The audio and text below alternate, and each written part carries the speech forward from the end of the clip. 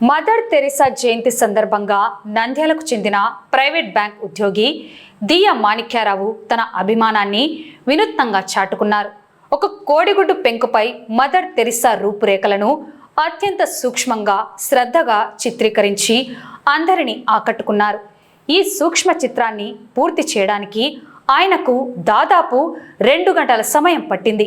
Mother Teresa అందించిన నిస్వార్థ సేవలు, మానవతా దృక్పథం, ఆమె జీవితం తన్ను ఎంతగానో ప్రేరేపించాయని మాణిక్యారావు తెలిపారు. ఆమెపై ఉన్న అమితమైన ప్రేమాభిమానాలతోనే ఈ ప్రత్యేక చిత్రాన్ని రూపొందించినట్లు ఆయన వెల్లడించారు. మాణిక్యారావు సృజనాత్మకతను, మదర్ తెరిసా పట్ల ఆయనకున్న అభిమానాన్ని పలువురు అభినందించారు. ఈరోజు మదర్ తెరిసా గారి యొక్క జయంతి సందర్భంగా నేను కోడిగుడ్డు మీద మదర్ తెరిసా గారి యొక్క చిత్రాన్ని చిత్రీకరించడం జరిగింది.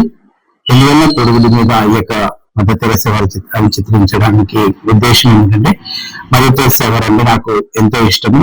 ఆమె చేసిన సేవ మరియు ఆమె చేసిన త్యాగ నిరతి నాకు ఎంతో ఇష్టము. అనాథ పిల్లలకు, కుష్ఠరోగులకు మధ్య చేసిన సేవ నన్ను ఎంతగానో ప్రేరేపించినది. అందువలన నేను మదర్ తెరిసా మీద ఉన్న ప్రేమతో నేను యొక్క చిత్రాన్ని కోడిగుడ్డు మీద చిత్రీకరించాను.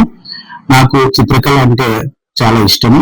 నేను దాదాపుగా ఒక 10 years నుంచి కూడా ఈ యొక్క చిత్రాలను వేస్తున్నాను.